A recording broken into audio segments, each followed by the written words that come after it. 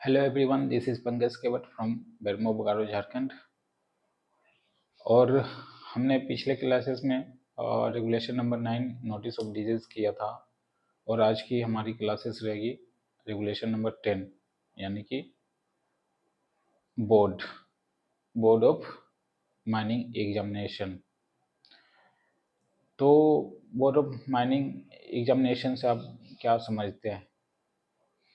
मैं बताना चाहूँगा कि जिस तरह 10th बोर्ड में हम लोग जेक बोर्ड से पास आउट होते हैं या फिर सीबीएसई बोर्ड से या फिर इंटरनेशनल बोर्ड से, सेम इट इज़ 12th में भी जो जेक बोर्ड होती है, इंटरनेशनल लेवल की बोर्ड होती है और सीबीएसई लेवल की बोर्ड होती है। सेम इट इज़ हमारे पास, यानी कि माइनिंग के टेक्निकल फील्ड में एक बोर्ड निर्धारित की जाती है जो कि बोर्ड ऑफ माइनिंग एग्जामिनेशन के नाम से जानी जाती है। बोर्ड ऑफ माइनिंग एग्जामिनेशन का रूल्स और कर्तव्य या फिर रिस्पॉन्सिबिलिटी एंड ड्यूटीज़ क्या रहती है। सबसे पहले तो बोर्ड एक तरह से एक कमेटी आप बता सकते हैं जिसके अंतर्गत मेंबर रहती है। मेंबर्स की रिस्पॉन्सिबिलिटी रहती है मीटिंग करवाने की और फिर जितने भी बोर्ड एग्ज़ाम लेती है उनकी सर्टिफिकेट जारी करने की। सर्टिफिकेट में जो भी पर्सन चेयरमैन या फिर सीआईएम जितनी भी साइन होती है वो बोर्ड के थ्रू से ही दी जाती है और बोर्ड के थ्रू से ही मान्यता प्राप्त मिलती है। तो चलिए चलते हैं बोर्ड ऑफ माइनिंग एग्जामिनेशन के कुछ मुख्य बातें, कुछ मुख्य बिंदु point of examination point of view से। तो आइए चलते हैं। CMR 10 इसे रेगुलेशन नंबर 10 की संख्या में रखी गई है। बोर्ड ऑफ माइनिंग एग्जामिनेशन यानी कि regulation number 10 board of mining examination. तो बोर्ड से आप एक तरह से समझ लीजिए, बोर्ड है तो बोर्ड में जरूर कोई मेंबर होगा तो कितने मेंबर होंगे, और मेंबर होंगे तो उनकी योग्यता क्या होगी, उनकी पद क्या होगी, उनकी टाइम टेन्यूर क्या होगी, रिस्पॉन्सिबिलिटी ड्यूटीज़ क्या होगी, ये सब हमें बोर्ड के अंतर्गत देखना होता है। तो जो बोर्ड ऑफ माइनिंग एग्जामिनेशन होते हैं, सबसे पहले तो total board of members 6 person होते हैं। Total board of member 6 person होते हैं।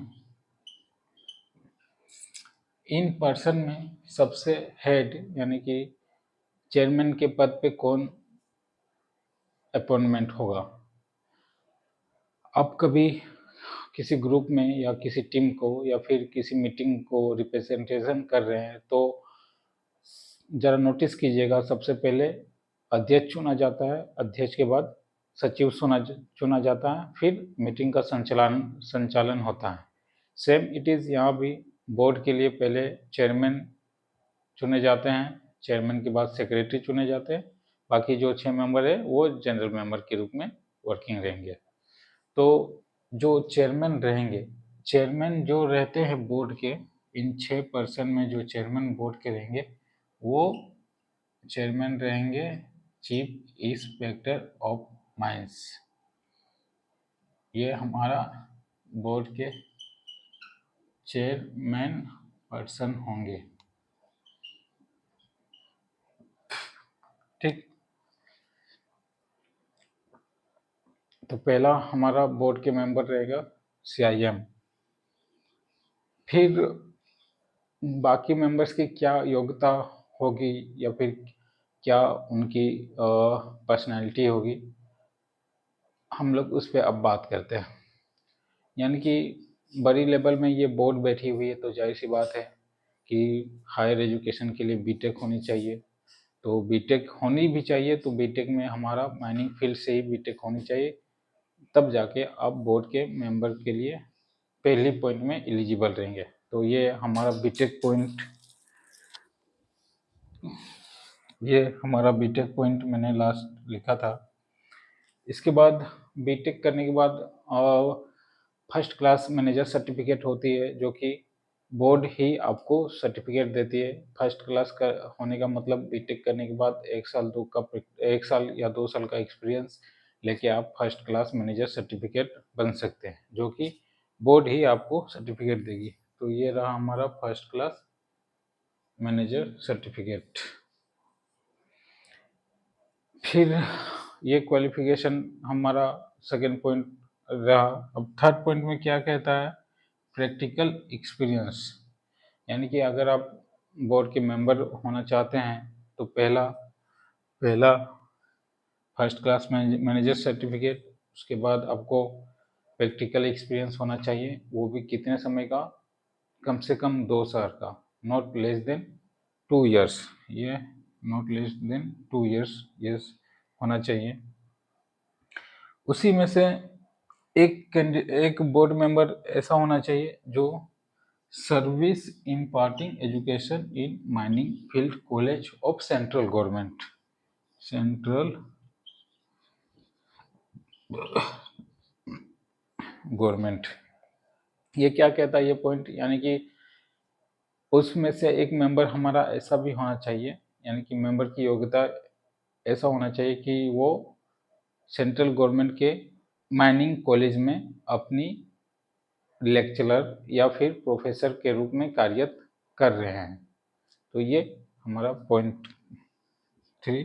इसके बाद वो इसमें एक और एडिंग किया गया है कि engage in mining research and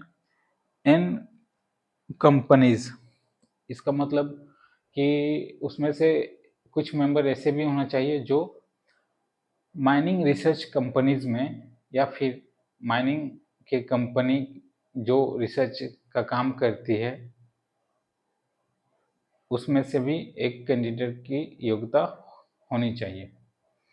mining research से आप समझ सकते हो कि कोल इंडिया की सब्सिडी है CMPDI, central mining designing planning institute.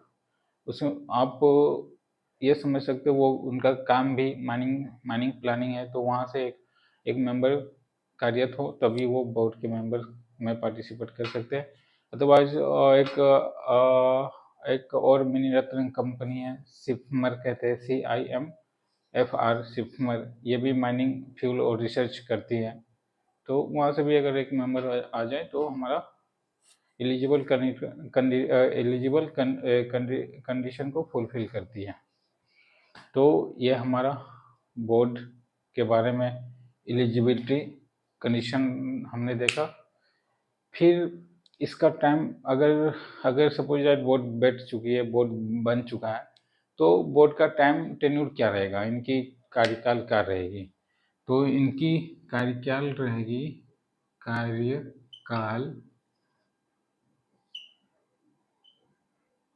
Approx 3 years. Board के जितने भी मेंबर्स की टाइम ड्यूरेशन है वो 3 साल की है, एक्सेप्ट CIM को छोड़ के बाकी जितने भी मेंबर रहे हैं वो 3 साल की कार्यकाल रहेगी। 3 साल के बीच में दरमियान में अगर किन्हीं की बाय चांस डेथ होती है तो उस समय CIM किसी नए नए मेंबर्स की नियुक्ति कर सकता है। इन द केस 3 साल के दरमियान या ड्यूरिंग 3 इयर्स अगर कोई मेंबर बोर्ड को रिजाइनेशन देता है तो वो स्वेच्छापूर्वक अपनी रिजाइनेशन CIM को सौंपेगा। CIM को सौंपने के बाद वो तब तक अपनी पद को नहीं छोड़ेगा जब तक कि दूसरे न्यू मेंबर अपॉइंट नहीं कर लिए जाएं। ये कार्यकाल के बारे में हमने बात रखा। अब रहा कि बोर्ड मेंबर में तो जितने भी 5 मेंबर हैं इन जनरल कैटेगरी से ये कार्यकाल रहा, ठीक ना। अब रहा CIM का कार्यकाल। CIM का कार्यकाल इन्फिनिटी या फिर जब तक CIM को माने तब तक वो रह सकता है और उस पद को तब तक नहीं छोड़ सकता जबकि न्यू CIM चयनित होके पदभार ना ले। और ये अगर इन द केस कोई CIM को रेजिग्नेशन देना होता है तो ये रेजिग्नेशन अपना सेंट्रल गवर्नमेंट को देता है, सेंट्रल गवर्नमेंट। ठीक, ये टाइम टेन्योर CIM के बोर्ड मेंबर्स की। अगर अगर इन द केस चलिए कि अब मीटिंग की बात कर लेते कुछ, यानी कि बोर्ड की बात कर लेते हैं। बोर्ड को अगर मीटिंग करवानी होती है तो ये रिस्पॉन्सिबिलिटी चेयरमैन को बनती है। चेयरमैन के आदेश अनुसार बोर्ड में एक सेक्रेटरी भी पर्सन रहता है, जो कि बाकी चेयरमैन के चयनित से सेक्रेटरी बनता है कोई सेक्रेटरी जो कि आप समझ सकते हैं कि कोई भी मीटिंग को रनिंग करने के लिए उसमें सेक्रेटरी के लिए, यानी कि इसे आप हिंदी में सचिव बोल सकते हैं, सचिव या फिर संचालन करने वाला, संचालन करता बोल सकते हो।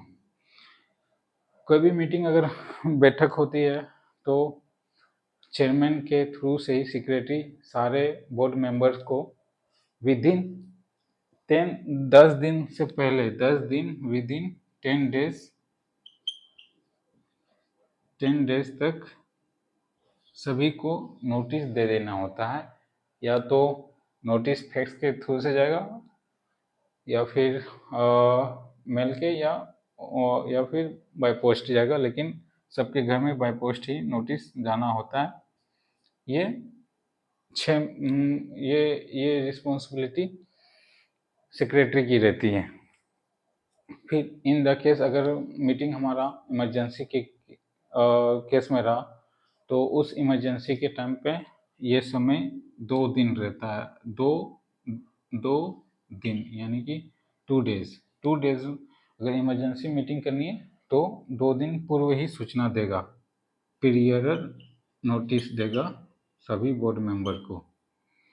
ठीक, बोर्ड जब हम नोटिस दे रहे तो नोटिस के साथ साथ सूचना के साथ साथ उन्हें सब्जेक्ट भी देना होता है कि भाई किस सब्जेक्ट में या किस विषय में हम लोग को बैठना है और उस पर सॉल्यूशन करना है। फिर लेकिन अगर इमरजेंसी के केस में अगर बैठक करना है तो इसमें नो सब्जेक्ट, यानी कि कोई सब्जेक्ट नहीं देना। ये बोर्ड के मीटिंग के बारे में। और इसमें अगर पॉइंट देखा जाए तो और क्या हो सकता है बोर्ड की मीटिंग के बारे में।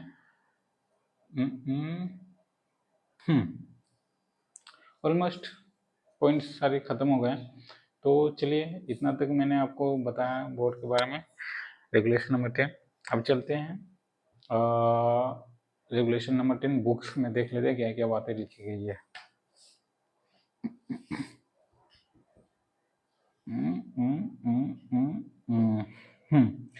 Regulation number 10 the board of mining examination. पहला पॉइंट कहता है for the purpose of this regulation there shall be constitute a board of mining examination there in reference as a board. मतलब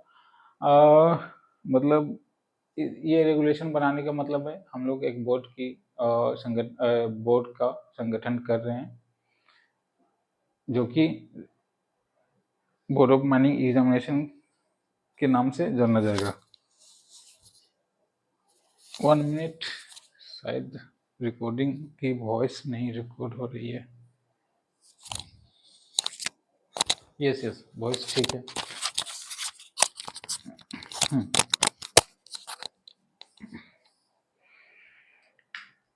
पहला point complete.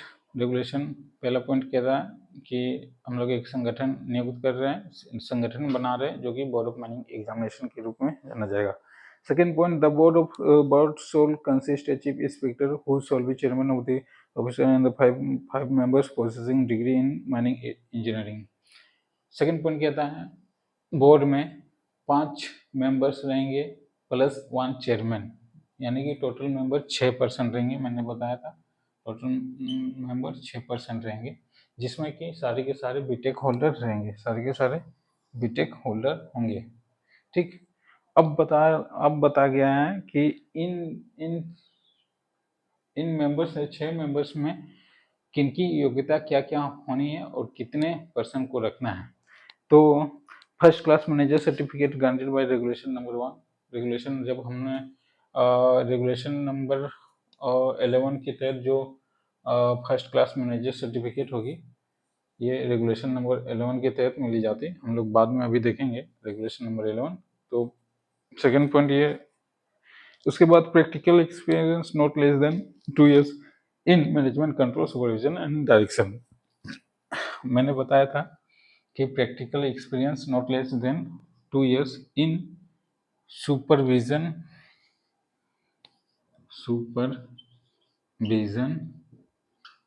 Control direction and management. ये जो 4 words है, ये सब सारी रिस्पॉन्सिबिलिटी मैनेजर की रहती है।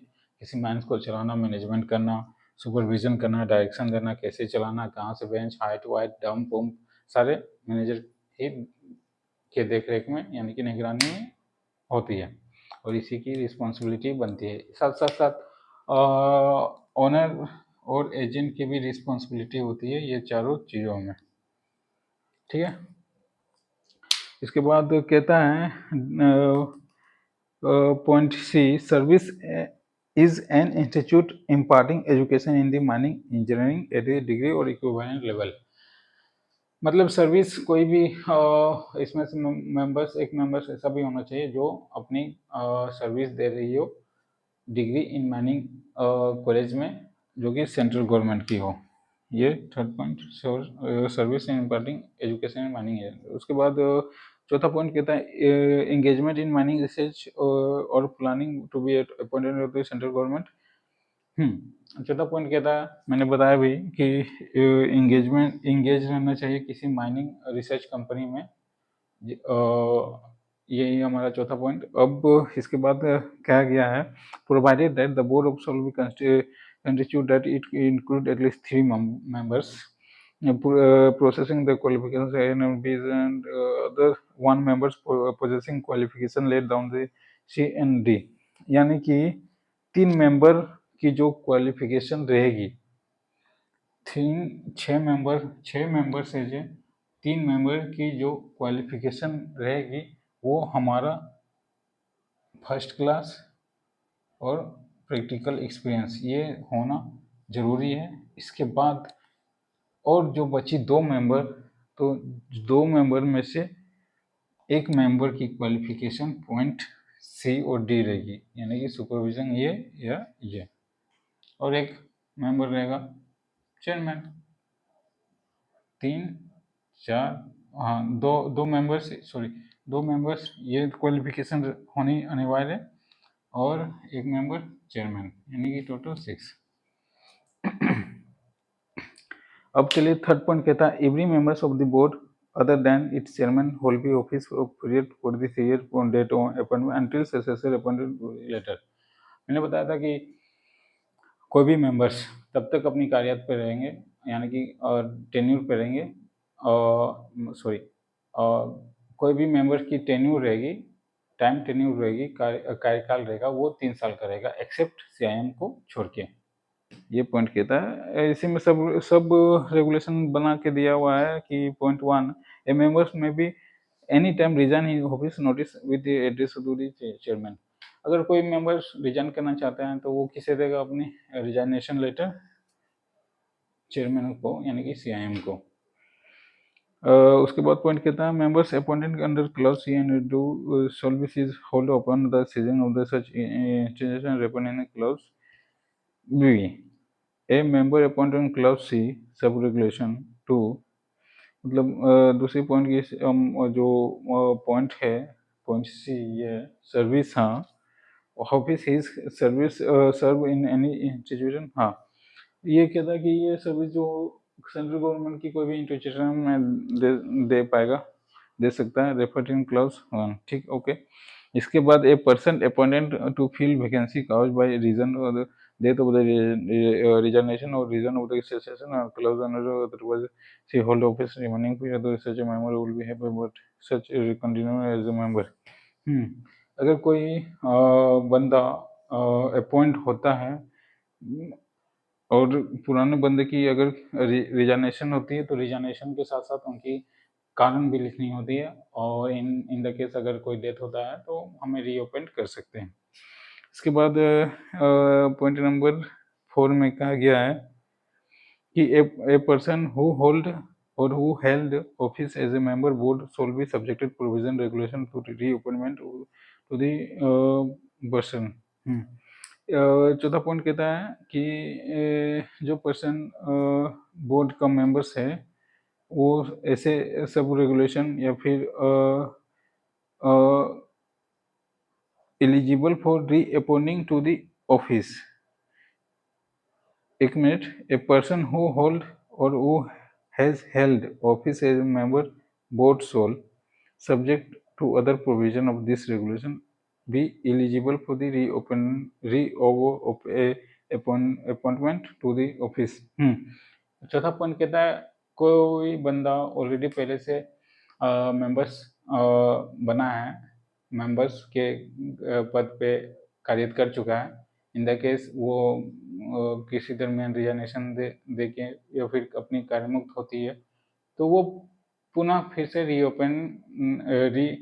रीअपॉइंटमेंट करके बोर्ड की मेंबर बन सकते हैं। इसके बाद 5वां पॉइंट कहता है a members of the board of chairman shall be receive remuneration central government. जो मेंबर्स ऑफ द बोर्ड रहेगी उनकी जो वेजेस होगी यानी कि मजदूरी होगी वो सेंट्रल गवर्नमेंट ही पे करेगी और सेंट्रल गवर्नमेंट ही मजदूरी देगी।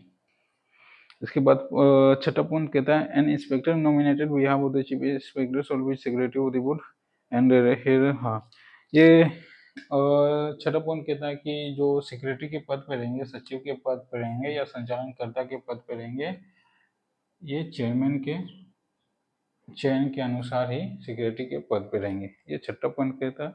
7वां पॉइंट कहता है not with extending anything containing in sub regulation central government may be certified public reconsider to board office. हाँ, छठा पॉइंट कहता है जो बोर्ड के द्वारा नियम कानून बने हैं अगर उसमें से कुछ अनसेटिस्फाइड लगे सेंट्रल गवर्नमेंट को तो वो फिर से उसमें त्रुटि कर सकता है या फिर उसे सुधार कर सकता है। पुनर्गठन गवर्नमेंट पुनर्गठन। ओके, उसके बाद कहता है meeting of the board shall be held when A chairman consider them necessaries unless the other decided by the chairman. All meetings of the board of held in Dhanbad. एक और बात कही गई है कि जो भी मीटिंग होगी वो मीटिंग हमेशा धनबाद में होगी। धनबाद यानी कि DGMS director general of mine safety. अगर इन द केस चेयरमैन को ये उचित नहीं लगे या फिर चेयरमैन का मन करे कि धनबाद में ना करके हम लोग होटल ताज में, बस ऐसे मजाक के लिए बता दिया, होटल ताज में मीटिंग रखना है तो वो रख सकता है, मजाक के तौर पे होटल ताज, यानी कि ऐसी बात समझाने के लिए। इसके बाद 9वां पॉइंट कहता है for every meeting of board not less than 10 clear the prior notice intimating to the proposal signed by the chairman and secretary for the given। वहाँ पॉइंट कहता है कि कोई भी मीटिंग यानी कि बैठक होने से पहले 10 दिन पहले सबको नोटिस देगा, नोटिस में सब्जेक्ट होगा और ये चेयरमैन पर्सन और संचालन सेक्रेटरी का दायित्व रहेगा। सेक्रेटरी ही सबको बाय पोस्ट सबको सूचना देता है चेयरमैन के साइन के, चेयरमैन का साइन के वैल्यू को लेके। इसके बाद कहता है कहाँ गया, हाँ, such notice will be delivery posted in हाँ residency members notice will be accommodated. और जो हम लोग नोटिस दे रहे हैं वो सभी के रेसिडेंसी तक पहुंच जाना चाहिए। चलो, इसके बाद not with extending anything clause and be cases in emergency to the advance in time. अगर इन द केस अगर कोई मीटिंग सपोज दैट इमरजेंसी के केस में रहा, यानी कि बोर्ड की मीटिंग इमरजेंसी के केस में रहा तो वो 2 दिन पहले पीरियड नोटिस देगा सबको, और उसमें 2 दिन पहले पीरियड नोटिस देगा, जो कि मैंने पहले ही बता चुका है, सबको पीरियड नोटिस देगा। ठीक, इसके बाद कहता है the chairman shall B preside every meeting of the board. Chairman का दायित्व रहेगा मीटिंग को प्रिसाइड करने का, मतलब संचालन करने का, मिनट बनाने का या फिर नियम कानून बनाने का। उसके बाद if a chairman absent in the region member present of the solely elected among themselves members should be elected purpose to the meeting all power of the chairman. In the case अगर किसी meeting में chairman person absent रहता है तो इसके option के दरमियान बाकी के जितने भी बोर्ड मेंबर्स है उसी में से वोटिंग करके एक चेयरमैन के पद पे कार्यरत करके मीटिंग को कंप्लीट करेगा और वो कंप्लीट मीटिंग की जो मिनट बनेंगी उतना ही वैल्यूएबल होगी जितनी कि चेयरमैन पूर्व मतलब पहले के चेयरमैन के बराबर इतना ही वैल्यूएबल होगी। हाँ, इसके बाद कहता है 11 number no business will be transacted at a meeting board at least 3 members including chairman. 11वां पॉइंट कहता है कि कोई भी मीटिंग नहीं होगी तब तक जब तक कि एटलीस्ट मेरा 3 मेंबर प्रेजेंट ना रहे। मीटिंग में एटलीस्ट 3 मेंबर प्रेजेंट ना रहे इंक्लूडिंग चेयरमैन, यानी कि चेयरमैन को मिला के 3 मेंबर्स हमारा होना चाहिए।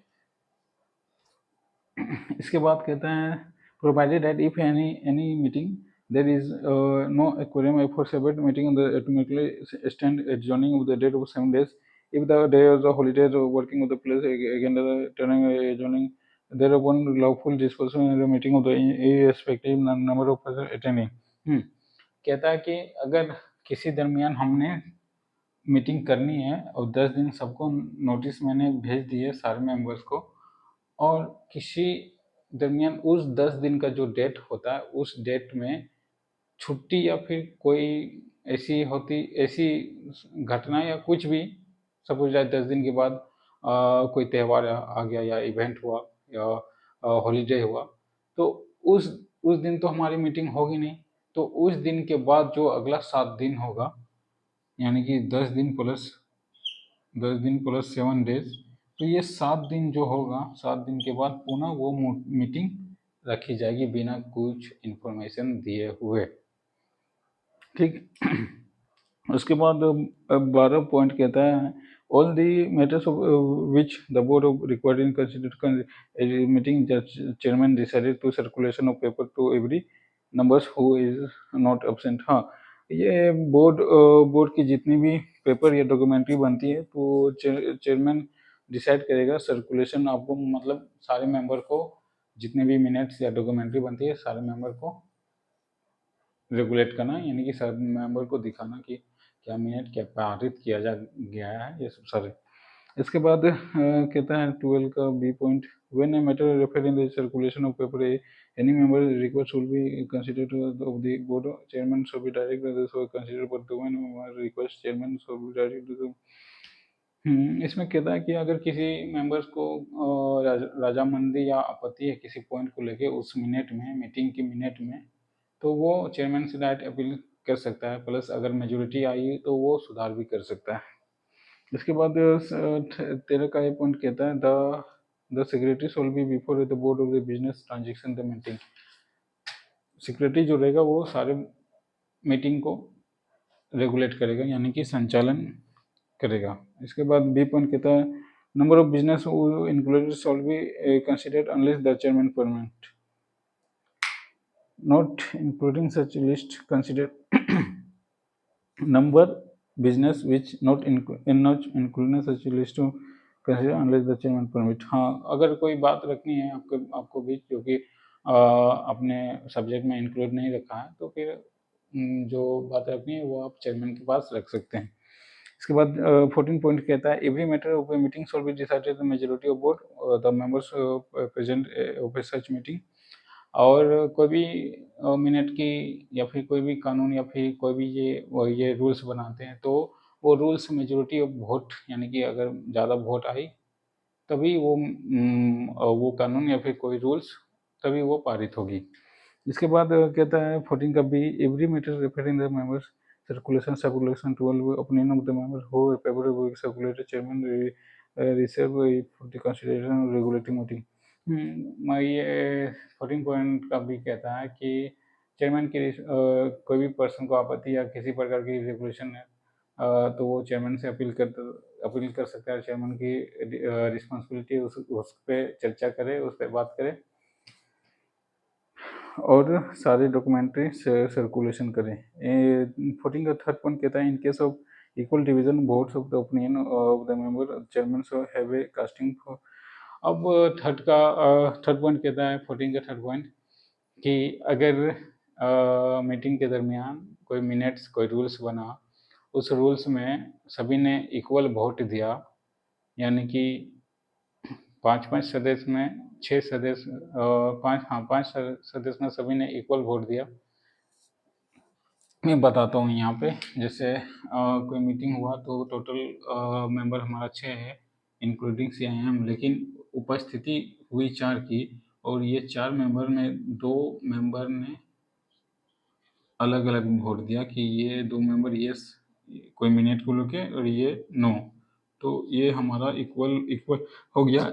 ये कंडीशन में उस नियम क्या ये 14 का C कहता है कि अगर इक्वल वोट जहाँ आए तो चेयरमैन की रिस्पॉन्सिबिलिटी रहेगी, वो स्वतंत्र रहेंगे कि आप किसी को एक वोट देके उसे पारित कर सकते हैं।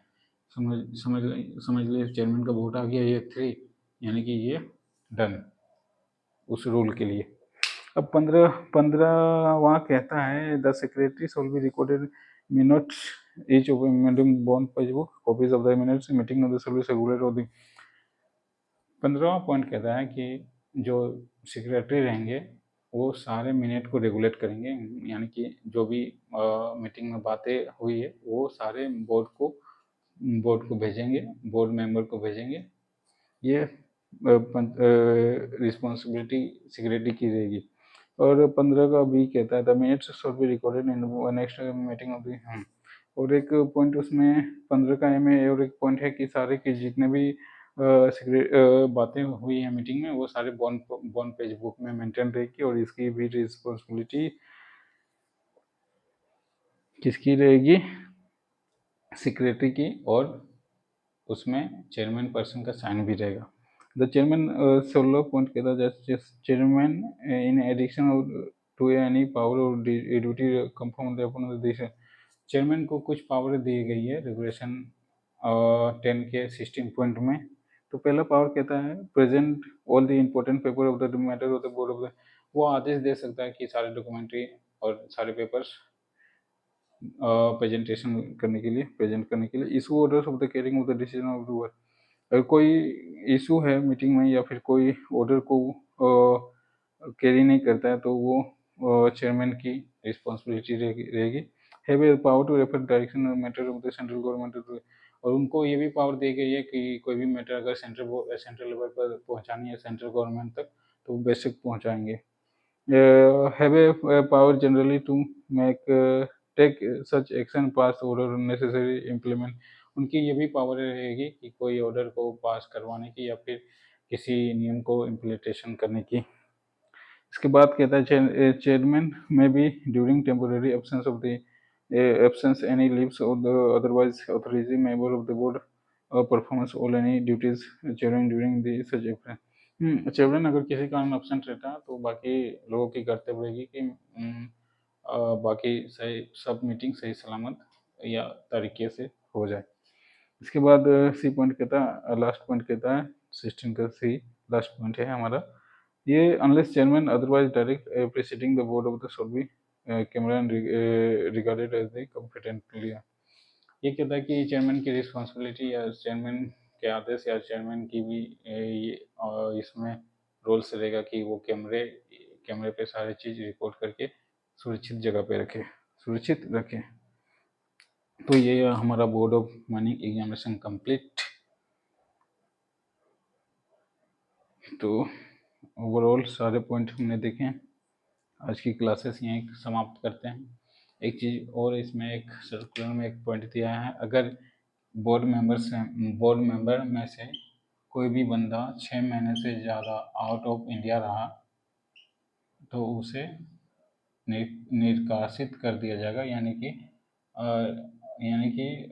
टर्मिनेट कर दिया जाएगा 6 महीने से ज़्यादा अगर आउट ऑफ इंडिया रहा तो। ये सारे पॉइंट हमारा ख़त्म। और मेंबर आज के लिए इतना काफ़ी। बहुत बहुत धन्यवाद। Thank you.